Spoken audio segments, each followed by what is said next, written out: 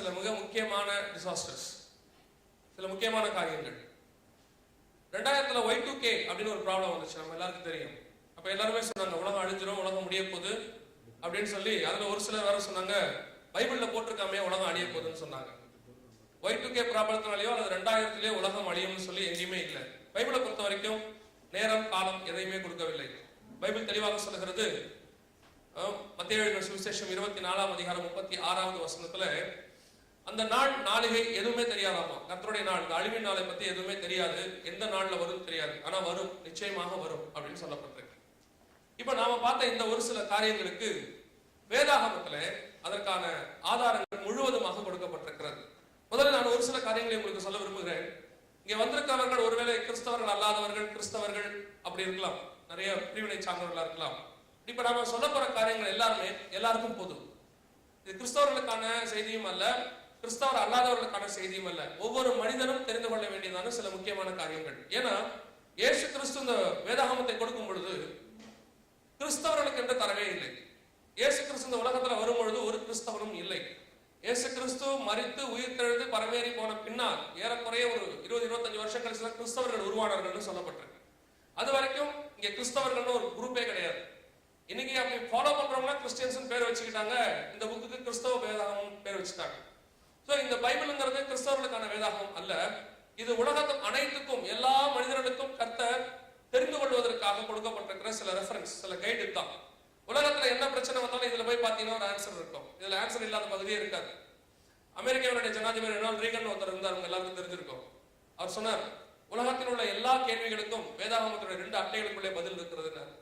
அவர் சொல்றது வெறும் கிறிஸ்தவ கேள்விகளுக்கோ அல்லது பர்சனல் क्वेश्चंसக்கு மட்டுமல்ல, ஹிஸ்டாரிக்கலா நீங்க எந்த கேள்வி கேட்டாலும் அதுக்கு பதில் இருக்கும், ஜியோகிராபிக்கலி கேட்டீங்கன்னா அதுக்கு பதில் இருக்கும், அல்லது நீங்க டெக்னிக்கலி கேட்டீங்கன்னா, டெக்னாலஜிக்கலி கேட்டீங்கன்னா, எலக்ட்ரானிக்கலி கேட்டீங்கன்னா, என்ன பேட்டர்ல நீங்க கேட்டீங்கன்னா எல்லாத்துக்கும் இதுல பதில் இருக்கும். இதுல பதில் இல்லாத பகுதியே கிடையாது.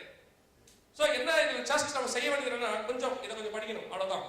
இதை நம்ம ஒதுக்கவும் முடியாது. இதை ஒதுக்கிட்டோம்னா எதிர்காலத்தை பத்தின எந்த ஆன்சர் நமக்கு கிடைக்காமே போயிடும். வெறும் கேள்வி மட்டும்தான் இருக்கும், கேள்விகளோடு நின்றுட்டு இருப்போம், இந்த கேள்வி இப்படி மாதிரி.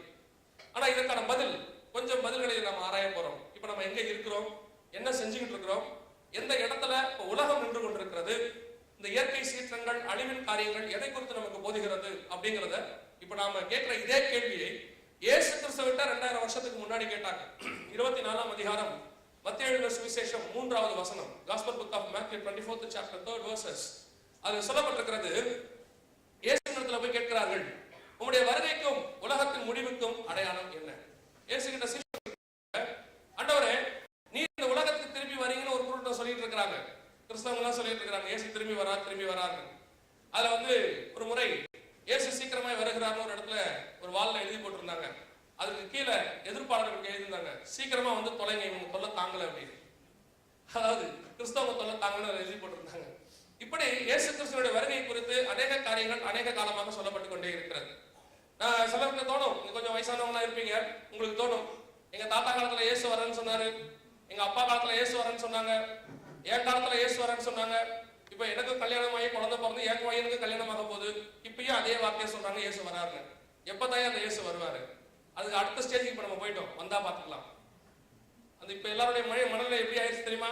இயேசு வராருன்னு இருக்கட்டும், வந்தா பாத்துக்கலாம் அப்படின்ற அளவுக்கு நம்ம போயிட்டோம். இயேசு வரப்போவது உண்மையா அல்லது வருவாரா, இல்ல இது எல்லாமே கிறிஸ்தவர்கள் சொல்லக்கூடியதான ஒரு விதமான நம்பிக்கையா அப்படிங்கறத நம்ம பார்க்க போறோம். இயேசு இடத்துல போய் சீஷர்கள் கேட்கிறாங்க, உங்களுடைய வருகைக்கும் உலகத்தின் முடிவுக்கும் அடையாளம் என்ன? அங்க 2 கொஸ்டின் அவர்கிட்ட கேட்கப்படுகிறது. ஆனா இப்ப நம்ம பார்க்க போறது மிக முக்கியமான கொஸ்டின். 2வது கேள்வி, உலகத்தின் முடிவுக்கு அடையாளம் என்ன? இந்த கேள்வியை நீங்க சொன்னீங்கன்னு சொன்னா நிறைய பேரு இதை ஒத்துக்க மாட்டாங்க. நாத்திகர்கள் இதை ஒத்துக்க மாட்டாங்க. உலகம் முடியுமா முடியாதா அப்படின்னு ஒரு பெரிய டிபேட்டே நடந்துட்டு இருக்கு. முதல்ல உலகம் என்றால் என்ன, பூமி என்றால் என்ன, அந்த கேள்வி நம்ம பதில் பார்த்தா தான் நமக்கு பார்க்க முடியும். நிறைய பேருக்கு உலகம்னா அந்த உருண்டைன்னுவாங்க, உலகம் உருண்டைன்னுவாங்க. உலகம் வேறு, பூமி வேறு. பூமி தான் உருண்டை, உலகங்கிறது அதுல உள்ள கிரியேஷன்ஸ். ஆண்டவர் ஆதியிலே வானத்தையும் பூமியும் சிருஷ்டித்தார். அதுலதான் ஆண்டவர் என்ன செஞ்சாரு, மனுஷனை உண்டாக்கினார். அப்பதான் உலகம். அதான் இயேசு பத்தி சொல்லப்பட்டிருக்கு, உலக தோற்றம் முதல் அடிக்கப்பட்ட ஆட்டுக்குட்டின்னு சொல்லப்பட்டிருக்கு. எப்ப கிரியேஷன் ஸ்டார்ட் ஆச்சோ அப்பதான் இயேசு அடிக்கப்பட்டார்.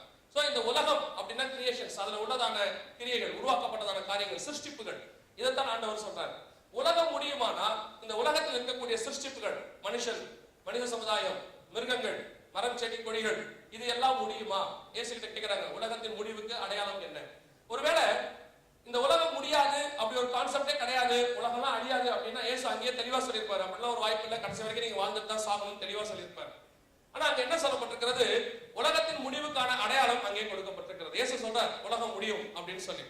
இப்ப நம்ம உலகத்தின் முடிவுக்கான அடையாளங்களை பார்க்க போகிறோம். அதற்கு முன்பதாகவே இப்ப உலகம் முடியும்னு ஒரு சிலர் சொல்லிட்டு இருக்காங்க. யார் யாரெல்லாம் சொல்லிட்டு இருக்காங்க, எப்படி சொல்றாங்கன்றதை பார்த்துட்டு இதுக்கு பைபிள் என்ன நமக்கு ஆன்சர் கொடுக்குது, உலகத்தின் முடிவை பத்தி பைபிள் நமக்கு என்ன சொல்லுது அப்படிங்கறத பார்க்க போறோம். முதலாவதாக மாயன் கேலண்டர். இந்த மாயன் அப்படிங்கறத பத்தி நீங்க கேள்விப்பட்டிருக்கலாம், சிலர் கேள்விப்பட்டிருக்கலாம், சிலர் கேள்விப்படாமல் இருக்கலாம். பெரும்பான்மையாக இப்ப யூஸ் பண்ற, நிறைய பேர் யூஸ் பண்ற டெர்ம்ஸ்ல ஒண்ணுதான் இந்த மாயன் அப்படிங்கிறது. மாயன் என்று சொல்லக்கூடியது என்ன அப்படின்னா, மாயன்ங்கிறது ஒரு தனிப்பட்ட பர்சன் இல்ல, ஒரு இனம். நம்ம எப்படி சொல்றோம், தமிழன் அப்படின்னு சொல்றோம். அதே மாதிரி ஒவ்வொரு இனத்தை நம்ம மென்ஷன் பண்றோம், ரஷ்யன், அமெரிக்கன் அப்படின்னு மென்ஷன் பண்ற மாதிரி மாயன் அப்படிங்கிறது ஒரு இனம். இது தென் அமெரிக்க பகுதியில, அவங்களுடைய தென் அமெரிக்காவுடைய மத்திய பகுதியில கிபி 500ஆம் நூற்றாண்டு, நல்லா என்ன கவனிங்க, கிபி 5ஆம் நூற்றாண்டு சொல்லுவாங்க, கிபி 5ஆம் நூற்றாண்டுல அவர்கள் வாழ்ந்தவர்கள். இவங்களுக்கு ஒரு ஸ்பெஷாலிட்டி என்ன அப்படின்னு கேட்டீங்கன்னா, ஒவ்வொருத்தருக்கும் ஒரு ஸ்பெஷாலிட்டி, ஒவ்வொருத்தர் ஒவ்வொரு இதுல ஸ்பெஷாலிட்டியா இருப்பாங்க. இவங்க எதுலன்னு கேட்டீங்கன்னா அஸ்ட்ரானமி, அதாவது வான சாஸ்திரத்துல ரொம்ப தேர்ச்சி பெற்றவங்க. ஒவ்வொரு யுகத்துக்கும் 5500 வருஷம் அப்படின்னு சொல்லி, இப்ப நாம இருக்கிறது கடைசி யுகம், 5வது யுகம். இந்த யுகம் ஒவ்வொரு யுகமும் முடிவடைகிற மாதிரி இந்த 5வது யுகம் முடிவடைய போகிறது. ஆனா என்ன விசேஷம், இந்த 5வது யுகம் தான் கடைசி. இதுக்கப்புறம் இன்னொரு யுகம் கிடையாது. இந்த யுகம் இதோடு முடிவடைகிறது. அது எப்ப முடியுதுன்னு அவங்க சொல்லியிருக்கிறாங்க, 21ஆம் தேதி 12வது மாசம் 2012, அதாவது நெக்ஸ்ட் இயர் 2012ல 21/12/2012 இந்த உலகம் முடிவடைய போது அப்படின்னு இவங்க சொல்றாங்க. இவங்க சொல்றதை நம்பலாமா நம்ப முடியாதா அப்படின்னு கேட்டீங்கன்னு சொன்னா, இப்ப நாம ஒரு சாதாரணமா ஒரு மெசேஜ்ல ஒரு 10 நிமிஷமா பாக்குறோம், மாயனை இனத்தை பத்தி நம்ம பார்த்துட்டு இருக்கிறோம். ஆனால் இந்த மாயனை பத்தி ஆராய்ச்சி பண்றவங்க, ரிசர்ச் பண்ணி இதுக்கு தனியா இன்ஸ்டிடியூஷன்ஸ் இருக்கு, தனியா உங்களுக்கு யூனிவர்சிட்டிஸ் இருக்கு, முடிக்கிறவங்களுக்கு டாக்டரேட் கொடுக்குறாங்க. வெளிநாடுகள்ல இதுக்கு பெரிய ஒரு ஆராய்ச்சி நடந்துகிட்டு இருக்கு.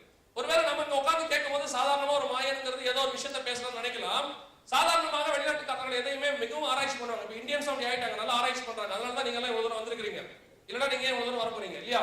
சோ இப்போ அதுல என்ன சொல்லப்பட்டிருக்கு, மாயன் இனத்தை பத்தி என்ன சொல்லப்பட்டிருக்கு அப்படின்னா, 21ஆம் தேதி 12வது மாசம் 2012 உலகம் முடிவடைய போகுது. வெறும் சும்மா அவங்க முடிவடைய போகுதுன்னு ஒரு கதை மாதிரி சொல்லல, முடிவடைவதற்கான காரணத்தையும் சொல்லியிருக்கிறார்கள், இயற்கையான காரியத்தை சொல்லியிருக்கிறார்கள். அட் தி சேம் டைம் எப்படி முடிவடைய போகுதுன்னு எழுதி வச்சிருக்காங்க.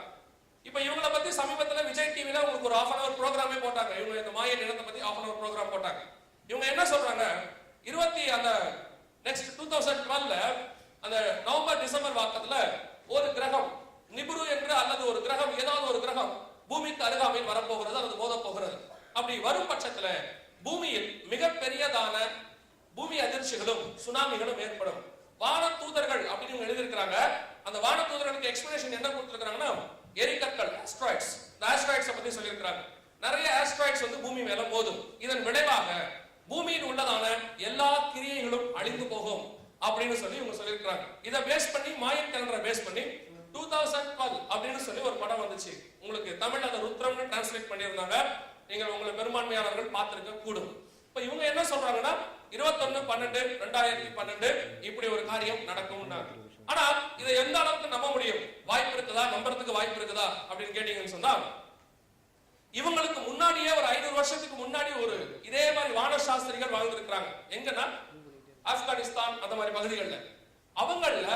அவங்களுடைய கணிப்பு ஒன்று நமக்கு வேதாகமத்திலே முன்குறிக்கப்பட்டிருக்கிறது, பைபிள்ல இருக்கு.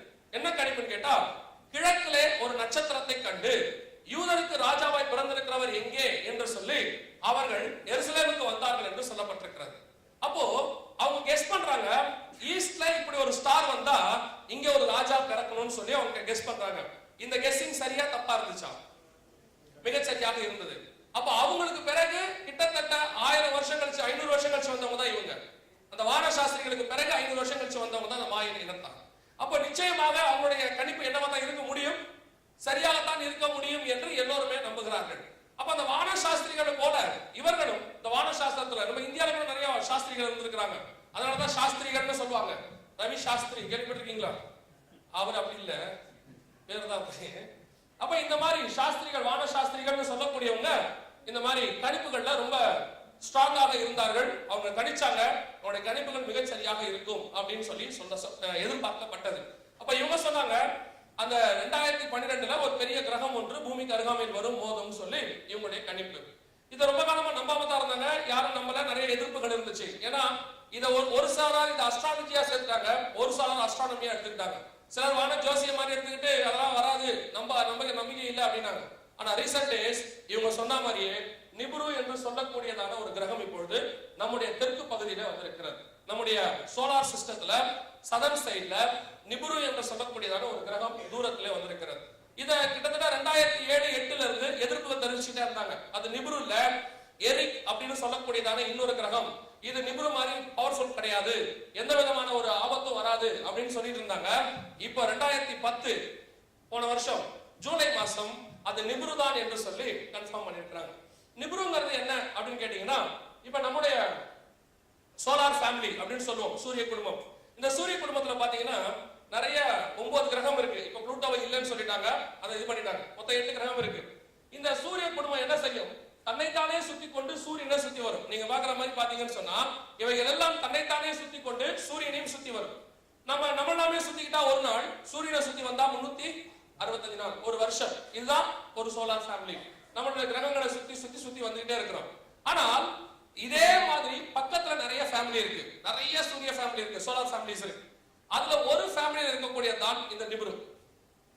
இந்த நிபுருவோட தன்மை என்னன்னு கேட்டீங்கன்னா, நாம எப்படி சூரியனை சுத்தறதுக்கு 365 டேஸ் ஆகுதோ அதே மாதிரி ஒவ்வொரு கிரகம் மெர்க்குரியில 24 நாள்ல சுத்தி வந்துருமா, ரொம்ப ஃபாஸ்ட்.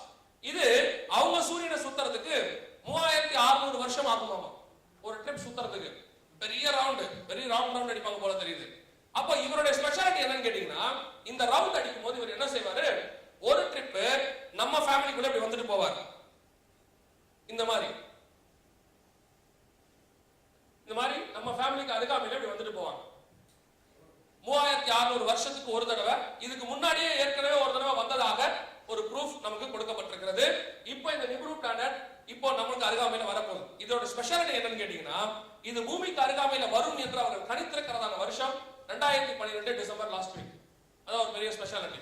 அவங்க சொல்றது 2012 டிசம்பர் லாஸ்ட் வீக்ல இந்த கிரகம் பூமிக்கு அருகாமையில் வரலாம் என்று சொல்லி எதிர்பார்க்கப்படுகிறது. சரி, கிரகம் வருது, அதுல என்ன பிரச்சனை அப்படின்னு நம்ம யோசிச்சோம்னா, இதுல ஒரு மிக முக்கியமான ப்ராப்ளம் ஒன்று இருக்கு.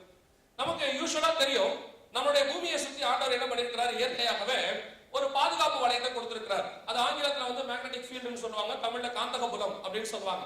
இந்த காந்தக புலம் மேக்னெட்டிக் ஃபீல்ட் நம்ம பூமியை சுத்தி எதுக்கு இருக்குதுன்னா, வானத்துல இருந்து எந்த விதமான தூசி படலமோ அல்லது எரிக்கற்களோ எது பூமிக்குள்ள வந்தாலும் அதை எரித்து பூமியின் மேல் விழாதபடிக்கு பாதுகாக்கக்கூடியதான ஒரு பெரிய ஃபோர்ஸ் மாதிரி தான் இருக்குது மேக்னெட்டிக் ஃபீல்ட். இந்த மேக்னெட்டிக் ஃபீல்ட் நம்முடைய பூமியை சுத்தியும் இருக்கு. இதை வந்து மேல் பகுதி வந்து நார்த் போல், கீழ் பகுதி சவுத் போல்னு சொல்லுவோம், வடதுருவம் தென்துருவம்னு சொல்லுவோம் பூமிக்கு நம்ம எப்பவுமே. இதே மாதிரி நிபுருவை சுற்றிலும் சில காந்தக படலம் இருக்கு, அதுவும் நார்த் போல் தான், அதாவது வடதுருவத்து காந்தக புலத்தை உடையதாக இருக்கிறது. உங்க எல்லாருக்கும் தெரிஞ்சிருக்கும், ஸ்கூல்ஸ்ல பாத்தீங்கன்னா மேக்னெட்டை வச்சுட்டு ரெண்டு பக்கம் வடதுருவம் நார்த் போல் வச்சா என்ன ஆகும், இட்ஸ் ரிப்பல்ஸ். அதுவே சவுத் போல் நார்த் போல் வச்சோம்னா இட் அட்ராக்ட்ஸ். இது நம்ம எல்லாருக்கும் தெரிஞ்சதான ஒரு விஷயம். அப்ப இவங்க என்ன சொல்றாங்க, இந்த நிபுரு பிளானட் நம்முடைய பூமிக்கு அருகாமையில் வரும்பொழுது, ரெண்டு நார்த் போலும் பக்கத்தில் வரும்பொழுது, ரெண்டு கிரகமும் சற்று தன்னுடைய ஆர்பிட்டில் இருந்து, சுற்றுவட்ட பாதையிலிருந்து சற்று விலகி போக வாய்ப்பு இருக்கிறது அப்படின்னு சொல்றாங்க. ஏன்னா இந்த நிபுரு பிளானட் வரக்கூடிய டிஸ்டன்ஸ் பூமிக்கு அருகாமையில் எவ்வளவு தூரத்துல வரப்போகுதுன்னா 2,00,000 கிலோமீட்டர் தூரத்துல வருது. அப்ப நீங்க ஒரு நினைக்கலாம், 2,00,000 கிலோமீட்டர் எங்கேயோ இருக்கு, இதுல என்ன பிரச்சனை அப்படின்னு நீங்க நினைக்கலாம். நம்முடைய நிலா, நமக்கு நிலா இருக்கு இல்லையா, இந்த நிலவு வந்து பூமியில இருந்து 3,64,000 கிலோமீட்டர் தூரத்துல இருக்கு, இங்க இருந்த ஒரு டிஸ்டன்ஸ். ஆனா நீங்க பாருங்க, பௌர்ணமி அன்னைக்கு அமாவாசை அன்னைக்கு நீங்க பாத்துருந்தீங்கன்னா அதனுடைய ஈர்ப்பு சக்தி கடல்ல கொந்தளிப்பு வரும். இங்க அமாவாசை அன்னைக்கு இங்க என்ன செய்யுது, கடல் அதிகமாக கொந்தளிக்கிறது. என்ன சொல்றோம், சிலர் வயசானவங்க வீட்டுல இருப்பாங்க, ரொம்ப முடியாம இருப்பாங்க, இந்த அமாவாசை வருதுன்னா ஒரு எதிர்பார்ப்பு வந்துடும். வீட்டுல இருக்கவங்க பாத்திருக்கீங்களா, அமாவாசைக்கு 2 நாளைக்கு முன்னாடியே போன் எல்லாம் அடிச்சிருவாங்க, அமாவாசை வருது நீங்களும் வாங்க, எது வேணாலும் நடக்கலாம் அப்படின்னு நீங்க கேள்விப்பட்டிருப்பீங்க. அப்ப அந்த மாதிரி அந்த நிலவினுடைய ஈர்ப்பு சக்தியானது இங்க என்ன செய்யுது, வருது. இங்க இருந்து எவ்வளவு லட்சம் மைல் தூரத்துல நமக்கு சூரியன் இருக்கு, ஆனா சூரிய கிரகத்துக்கு அப்போ நமக்கு இங்க என்ன வருது, பாதிப்பு வருகிறது. அப்போ நிலவை விட பாதி தூரத்துல வருது நிபுரு பிளானட். இந்த நிபுரு பிளானட் நிலவை விட பாதி தூரம், நிலாவுக்கு நமக்கு நடுவுல வருது, 2,00,000 கிலோமீட்டர். அப்ப இதனுடைய ஈர்ப்பு சக்தி பூமியை என்ன செய்யுமா, ஆர்பிட்டை ஜஸ்ட் அதோட ஆர்பிட்ல இருந்து இந்த மாதிரி விலகி போக பண்ணுமா. நல்லா கவனிங்க, இப்ப கொடுக்கறது எல்லாமே it's not in my own information, this is from the scientist. அவங்க கொடுக்கறதா நம்ம கொடுத்துட்டு இருக்கிறோம். ஏன்னா எனக்கு ஒன்றும் தெரியாது, நம்ம எல்லாம் வாங்கி கொடுக்குற வேலை மட்டும் தான் நம்ம வேலை. ஜஸ்ட் நம்ம நடுவில் மீடியேட்டர் தான், நமக்கு இதை பத்தி ஒண்ணுமே தெரியாது. ஆனா நீங்க இது இவங்க சொல்ற எல்லாத்தையும் நீங்க என்ன செய்ய முடியும், வெப்சைட்ல போயிட்டு பார்க்க முடியும். வெப்சைட்ல இதுக்கான எல்லா டீடைல்ஸும் கொடுத்திருக்காங்க. அப்ப இந்த நிப்ரோ பிளானட் இப்படி கிராஸ் ஆகும்பொழுது டோட்டல் பூமியுமே தன்னுடைய ஆர்பிட்ல இருந்து ஜஸ்ட் விலக போகுதுன்னு சொல்றாங்க. டோட்டல் பூமியுமே. இப்போ நமக்கு ஜப்பான்ல ஒரு சுனாமி வந்துச்சு, உங்க எல்லாரும் தெரியும், 8.9. அந்த 8.9 வரதுக்கு முன்னாடி அந்த சுனாமிக்கு காரணம் என்னன்னு சொல்லி ஒரு ரிப்போர்ட் கொடுத்திருந்தாங்க, நீங்க படிச்சிருப்பீங்க. நிலவானது தன்னுடைய டிஸ்டன்ஸ்ல இருந்து ஒரு 25,000 கிலோமீட்டர் கொஞ்சம் முன்னாடி வந்துச்சு. முன்னாடி வந்ததன் விளைவுதான் இங்க இவ்வளவு பெரிய சுனாமிகள் ஏற்பட்டதாக விஞ்ஞானிகள் சொன்னாங்க. அப்ப நிலம் ஒரு 25,000 கிலோமீட்டர் முன்னாடி வரும் பொழுது இவ்வளவு பெரிய சுனாமி வருமானால், இந்த நிப்ரு இது 2 லட்சம் கிலோமீட்டர் தூரத்துல வருது. இப்படி வரும் பட்சத்தில் அந்த நம்முடைய பூமி முழுவதுமே மிகப்பெரிய ஆட்டத்தை சந்திக்கும், மிகப்பெரிய பூமி அதிர்ச்சியை சந்திக்கும். என்ன ஸ்பெஷாலிட்டி தெரியுமா, ஒரு சந்தோஷம் என்ன தெரியுமா, நமக்கு முந்தியெல்லாம் பூமி அதிர்ச்சி வந்துச்சுன்னா அமெரிக்கால வந்துச்சு, ஆஸ்திரேலியால வந்துச்சு, நியூசிலாந்து வந்துச்சுன்னு வரும். பட் இந்த தடவை பரவாயில்ல, பாகுபாடு எல்லாருக்கும் வருமாமா, யாருமே தப்பிக்க முடியாத அளவுக்கு எல்லாருக்குமே வருமாமா அப்படின்னு இவங்க சொல்லிருக்காங்க. அதுல இன்னொரு ஸ்பெஷாலிட்டி என்னன்னா, நீங்க இது வரைக்கும் எவ்வளவு பார்த்திருக்கீங்க, 8.9 மேக்ஸிமம் பார்த்திருக்கீங்க, மினிமம் 12 வருமா, 12க்கு வரும் அப்படின்னு சொல்றது இவங்களுடைய விஞ்ஞானிகள் ப்ரூஃப். நல்லா கவனிச்சீங்க, it's not in the Bible. வேதாகமத்துல இப்படி எல்லாம் இல்ல, இவங்க விஞ்ஞானிகள் கொடுத்திருக்கிற ப்ரூஃப். ஆனா என்ன ஒரு விஷயம், பைபிளை நம்பாத நாத்திகர்கள் கூட விஞ்ஞானிகளை நம்புவார்கள், பைபிளை நம்பக்கூடிய ஆத்திகர்களும் விஞ்ஞானத்தை நம்புவாங்க. சில நேரத்துல இந்த பைபிள் படிக்கிறவங்க கூட பைபிள் நம்ப மாட்டாங்க, அவங்களுக்கு அது ஒரு கதை மாதிரி. அவங்கள பொறுத்த வரைக்கும் கத்திரன் மேய்ப்பராக இருக்கிற நான் தாழ்ச்சி அடையும், இது இருந்தா போதும். அவர் இந்த புல்லுள்ள இடங்கள்லாம் மேய்ப்பாரு, அமர தண்ணீர் நிலையில கொண்டு போய் விட்டுருவார், அதோட அங்கேயே படுத்துருவோம். நம்மளை பொறுத்த வரைக்கும் அது ஓவர் இல்லையா, அப்படி இல்லையா, சரி. அப்ப இதுதான் நமக்கு. ஆனா இந்த மாதிரி ஏதாவது ஒரு விஷயத்தை நம்ம சொல்லும் பொழுது அவர்களுக்கு அது கொஞ்சம் நம்புறதுக்கு ஏற்றதாக இருக்காது. ஆனா விஞ்ஞானபூர்வமா கொடுக்கும்போது அதை நம்புவாங்க. இப்ப சயின்டிஸ்ட் சொல்றாங்க, இந்த நிப்ரு பிளானட் வரும் பொழுது 12 பாயிண்ட் மினிமம் 12 பாயிண்ட் ரிக்டர் அளவுல பூமி முழுவதும் அதிர்ச்சியை சந்திக்கும் அப்படின்னு அவங்க சொல்லியிருக்காங்க. இந்த 12 பாயிண்ட் வந்தா நமக்கு எல்லாருக்கும் என்ன தெரியும், 8.9 வரும்போதே ஒரு 2 கிராமத்தை காணும் ஜப்பான்ல. 12 பாயிண்ட் வந்தா சுனாமி என்ன ஆகும், பூமியில வந்தா பூமி அதிர்ச்சி, அதுவே கடல்ல வந்துச்சுன்னா சுனாமி. மிகப்பெரிய சுனாமிகள் ஏற்பட்டு பூமிக்குள்ள ஊருக்குள்ள குறைஞ்சபட்சம் 22 கிலோமீட்டருக்கு ஒவ்வொரு பகுதியிலும் தண்ணி வரும் என்று அவர் சொல்லியிருக்கிறார். 22 கிலோமீட்டர் தான் என்ன தெரியுமா, சென்னையில 22 கிலோமீட்டர் தண்ணி வந்துச்சுன்னா திருவள்ளூர் வரைக்கும் வரும். அதாவது இந்த நிபுரு இன்னைக்கு கிராஸ் ஆச்சுன்னா நீங்க யாரும் வீட்டுக்கு போக முடியாது, அந்த அளவுக்கு. ஏன்னா நம்ம ஒரு 10 கிலோமீட்டர் தான் இருக்கிறோம். அப்ப திருவள்ளூர் வரைக்கும் தண்ணீர் வரும் அப்படின்னு கொடுத்திருக்காங்க. என்ன ஒரு பெரிய விசேஷம், சென்னை வாழ் மக்களுக்கு ஒரு நல்ல சந்தோஷமான செய்தி, நாசால திருவள்ளூர்ன்ற பேரை மென்ஷன் பண்ணிருக்காங்க. அதான் ஒரு பெரிய விஷயம், திருவள்ளூர் வரைக்கும் தண்ணி வரும்னு சொல்லி கொடுத்திருக்காங்க. இதெல்லாம் கொடுக்கிறது NASA report. So Nibiru planet cross ஆகும் பொழுது இது நடக்க போறது 2012 டிசம்பர் லாஸ்ட் வீக்ல நடக்கும் அப்படின்னு சொல்றாங்க. இது இரண்டாவது பிரெடிக்ஷன், உலகம் செய்யக்கூடிய பிரெடிக்ஷன்.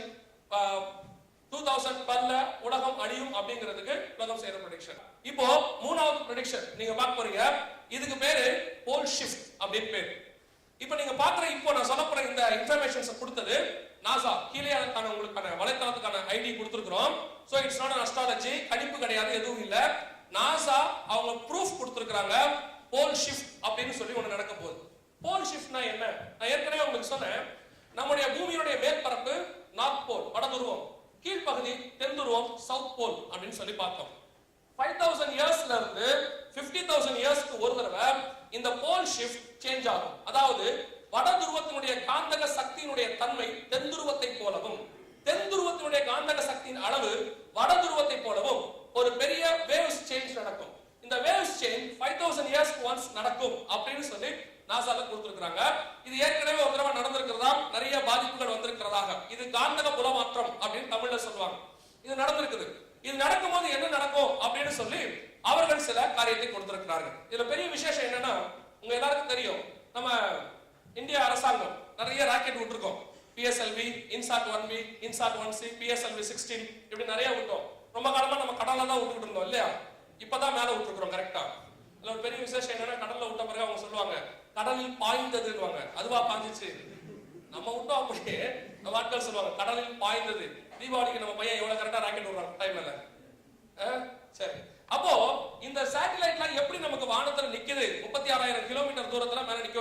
அந்த சேட்டலைட் எப்படி நிக்குதுன்னு கேட்டீங்கன்னு சொன்னா, இந்தியாவுக்கு மேல இப்படி போய் ஒரு சேட்டலைட் நிக்க வச்சிருப்பாங்க. இப்போ நம்முடைய செல்போன்ஸ், இன்டர்நெட் இது எல்லாமே இதை பேஸ் பண்ணி தான் வேலை செஞ்சுட்டு இருக்கு. இந்த சேட்டலைட் நிக்க வச்சிருப்பாங்க. இது என்ன செய்யும்? பூமி சுத்த சுத்த தானும் சுத்திட்டே வரும். அதோட ப்ரோக்ராம் அதான். பூமி சுத்த சுத்த அதுக்கு மேல சுத்திட்டே வரும். பூமி ஒரு ரவுண்ட் அடிக்கும் போது இதுவும் ஒரு ரவுண்ட் அடிச்சிடும். ஆனா இது இங்க நிக்கிறதுக்கு காரணம் என்னன்னு கேட்டீங்கன்னா, இந்த நார்த் போல் இருக்கு பாத்தீங்களா, இந்த நார்த் போலுடைய காந்தக புலத்துல இத ரிஃப்ளெக்ட் ஆகாம ஒட்டி கொள்ளாமலையும் ஒரு சர்டன் கரெக்டான விகிதாச்சாரத்தை நிக்க வச்சிருப்பாங்க. இந்த நார்த் போல் காந்தக புலத்தினால தான் நமக்கு சேட்டலைட்ஸ் மேல நிக்குது. எல்லா சேட்டலைட்டும் ஏறக்குறைய 3000க்கும் மேற்பட்ட சேட்டலைட்ஸ் மேல சுத்திக்கிட்டு இருக்கு. ஒவ்வொரு நாடும் விட்டுருக்காங்க. அவங்க அதுக்குன்னு ஒரு தனி ஆர்கனைசேஷன்லாம் வச்சு பண்ணிட்டு இருக்காங்க. இந்த சேட்டலைட்ஸ் எல்லாமே இந்த நார்த் போல பேஸ் பண்ணி தான் நிக்குது. ஆப்வியஸ்லி இந்த நார்த் போல் சவுத் போலாக மாறும் பட்சத்தில், சவுத் போலோட மேக்னெட்டிக் ஃபீல்டாக மாறும் பட்சத்தில் இது என்ன ஆகும்? இதெல்லாம் என்ன ஆகும்? ஜஸ்ட் எல்லாமே பூமி மேல் வந்து விழ வாய்ப்பு இருக்கு. ஒன்ஸ் இந்த சேட்டலைட் டீஆக்டிவேட் ஆச்சுனா, பூமி மேல விழ ஆரம்பிச்ச உடனேயே நம்முடைய சேட்டலைட் கனெக்ஷன் கட் ஆயிடும். நம்முடைய cellphone, internet, ATM machines work ஆகாது. உங்களுடைய விமான போக்குவரத்து உடனடியாக பாதிக்கப்படும். கப்பல் போக்குவரத்து பாதிக்கப்படும். தகவல் தொடர்பு துண்டிப்பு இம்மிடியட்டாக நடக்கும். இது நடக்கும் அப்படின்னு சொல்லி நாசால ரிப்போர்ட் கொடுத்திருக்காங்க. இதுல நீங்க இந்த வலைத்தளத்துக்கு போனீங்கன்னா இதற்கான ஆதாரங்களை உங்களால் பார்க்க முடியும். இது ஜோசியம் இல்ல, கணிப்பும் அல்ல, இது நிச்சயமாக நடக்கும். இந்த காந்தக புல மாற்றம் நிச்சயமாக நடக்கும் அப்படின்னு சொல்லியிருக்கிறாங்க. இந்த காந்தக புல மாற்றத்திற்கு என்ன காரணம்? ஒவ்வொன்றுக்கும் ஒரு காரணம் இருக்கு இல்லையா? இந்த காந்தக புல மாற்றத்துக்கு என்ன காரணம்? இதுல என்னன்னா, இந்த காந்தக புல மாற்றம் இது எத்தனை தடவை நடக்குதுன்னா 24வது சுழற்சி, 24th ஆர்பிட் இப்ப நடக்குது நமக்கு. சோ அந்த காந்தக புல மாற்றம் இப்பொழுது கண்டிப்பாக நடக்கும். அதுக்கு காரணம் என்ன அப்படின்னு கேட்டீங்கன்னா, நம்முடைய சூரியனுடைய மேற்பரப்புல பாத்தீங்கன்னு சொன்னா, இந்த வீடியோ பாத்தீங்கன்னா ஒரு வெடிப்பு ஏற்பட்டிருக்கிறது. பூமியில வெடிப்பு ஏற்படுற மாதிரி சூரியனுடைய மேற்பரப்புல ஒரு வெடிப்பு, இந்த வெடிக்குது பாருங்க, இந்த மாதிரி ஒரு வெடிப்பு ஏற்பட்டிருக்கு. இந்த வெடிப்புடைய தன்மை என்னன்னு கேட்டீங்கன்னு சொன்னா, இந்த வெடிப்புல இருந்து வெளிவரக்கூடிய கேஸுக்கு பேரு பிளாஸ்மா கேஸ் அப்படின்னு பேரு. ஆல்ரெடி நமக்கு சூரியன்ல இருந்து ultra violet race, infrared race இந்த மாதிரி நிறைய கதிர்வீச்சுகள் வந்துகிட்டு இருக்கு. இப்ப புதுசா இந்த வெடிப்புகளுக்கு பிறகு இந்த மாதிரி கருப்பு நிற வெடிப்புகள், இதற்கு பிறகு பிளாஸ்மா கேஸ் அப்படின்னு சொல்லக்கூடியதான புதுவிதமான ஒரு வாயு. இது என்ன செஞ்சிட்டு இருக்கு? ஒவ்வொரு கிரகத்தின் மேலேயும் வீசிக்கிட்டு இருக்கு. இதோட வீசக்கூடிய அளவு என்னவாக இருக்குன்னா 20,000 கிலோமீட்டர் வேகத்துல வீசுது. 20,000 மைல், மன்னிக்கணும், 20,000 மைல் வேகத்துல, 2000 மைல் வேகத்துல இது வீசிக்கிட்டு இருக்கு.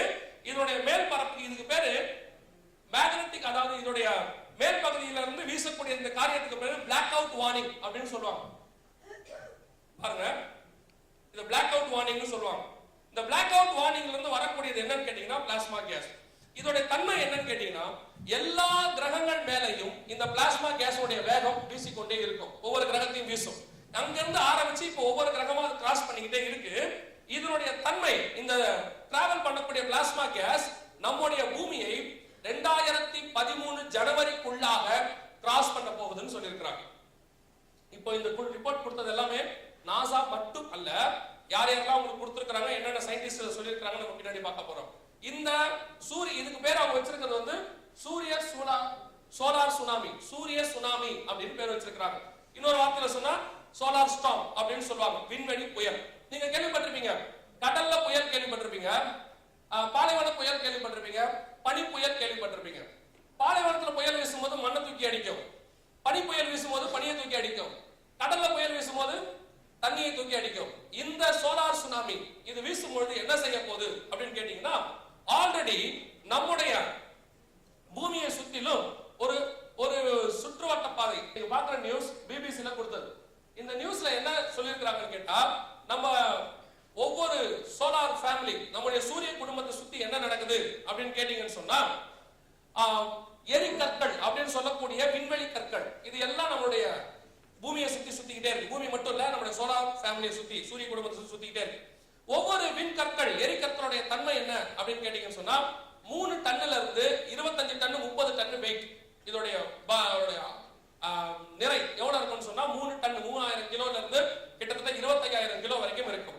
இந்த சோலார் சுனாமி பூமிக்குள்ள வரும்பொழுது, நல்லா கவனிங்க, பூமிக்குள்ள வரும்பொழுது முதல்ல அது செய்யக்கூடிய காரியங்கள் என்னன்னு கேட்டீங்கன்னு சொன்னா, இந்த எரிக்கற்களை பூமிக்கு நேராக கொண்டு வர போகிறது. பூமிக்குள்ள இந்த எரிக்கற்களை கொண்டு வரும். இது பாருங்க, இதுதான் எரிக்கற்கள். இந்த மாதிரி எரிக்கற்கள் என்ன செய்யும், சுத்திக்கிட்டு இருக்கு ஆல்ரெடி.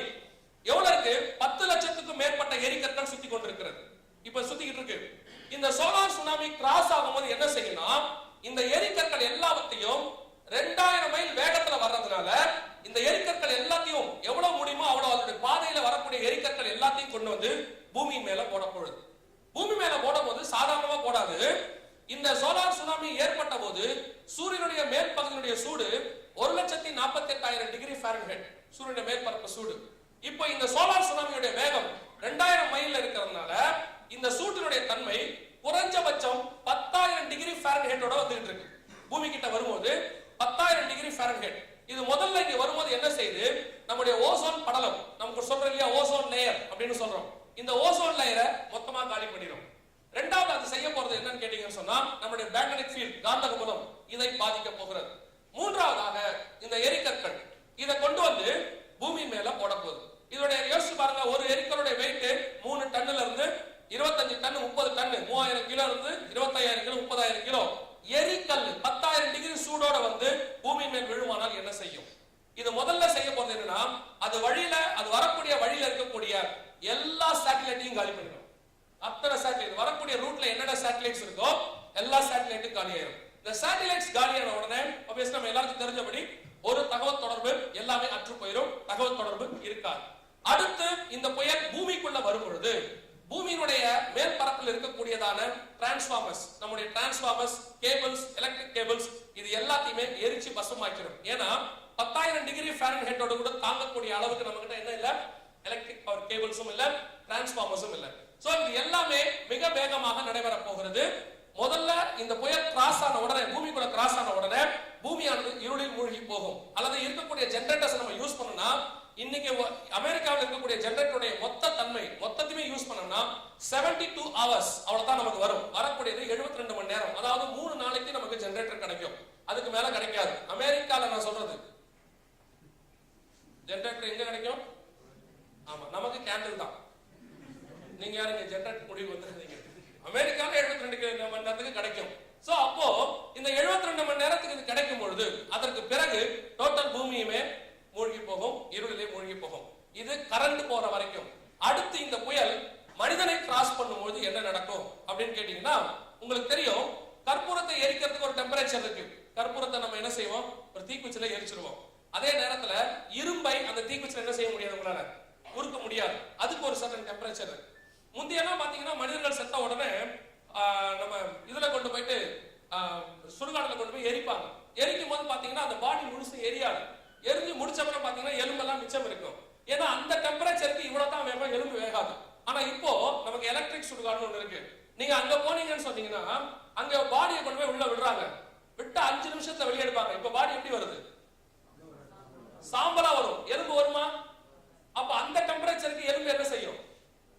அது பஸ்மமாகி போயிடும், சாம்பலாயிரும். ஆனா இந்த 10,000 டிகிரி ஃபாரன்ஹைட் மனித சமுதாயத்தை பாதிக்கும் பொழுது அல்லது தாக்கும் பொழுது மனிதனுடைய பிளட் எவாபரேட் ஆயிரும்.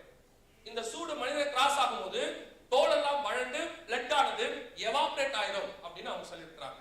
இது எதுவும் நான் சொன்னது இல்லை, பைபிள் சொன்னதும் இல்லை. இதெல்லாம் யார் சொல்லியிருக்கிறாங்க? சயின்டிஸ்ட், நாசால கொடுத்திருக்க ரிப்போர்ட். இப்போ நீங்க அந்த ப்ரூஃப்ஸை பார்க்க போறீங்க. பாருங்க, இந்த கற்கள் வர ஆரம்பிச்சிருச்சு. 2010 வரும் அப்படின்னு சொல்லி 2007 சொன்னாங்க. 2010 ஆகஸ்ட் மாசம் 3ஆம் தேதி முதலாவது கல்லும், அக்டோபர் மாசம் 12ஆம் தேதி இரண்டாவது கல்லும், 19ஆம் தேதி இந்த வருஷம் 4ஆம் தேதி மூணாவது கல். இந்த கல்லுடைய தன்மைகள் பாத்தீங்களா? 15 அணுகுண்டுகளை விட அதிக சக்தி வாய்ந்த எரிக்கல் பூமியை நோக்கி வருகிறது. 15 அணுகுண்டு. ஹிரோஷிமா நாகசாக்கி மேல போட்டது ஒன்னே ஒண்ணு. இன்ன வரைக்கும் அங்க எப்படி பறக்குது குழந்தை எல்லாம்? ஊனமா தான் பறக்கிறது, நம்ம எல்லாருக்கும் தெரியும். இந்த கல்லோட தன்மை என்னன்னு போட்டிருக்காங்க, ஒரு நாட்டை அழித்து விடக்கூடிய அளவுக்கு ஆற்றல் உள்ளது. இது ஒரு நாடையே மொத்தம் அழிச்சிடும். சயின்டிஸ்ட் சொல்றாங்க. இதோட வேகம் எல்லாமே இங்க கொடுத்திருக்கோம். இது வந்த ப்ரூஃப் எதுல வந்துச்சு, எல்லா ப்ரூஃப்மே இங்க கொடுக்கப்பட்டிருக்கிறது. அதாவது இந்த எரிக்கற்கள் பூமிக்குள்ள வரும் பொழுது மனிதனுடைய பிளட் எவாபரேட் ஆயிரும். சூடு கிராஸ் ஆகும் பொழுது வர ஆரம்பிச்சிருச்சு. இது வரைக்கும் 3-4 கற்கள் வர ஆரம்பிச்சு வந்துகிட்டு இருக்கு எல்லாமே. இப்ப அங்க ஆரம்பிச்சிருச்சு, இன்னும் இங்க வந்து கிராஸ் ஆகல.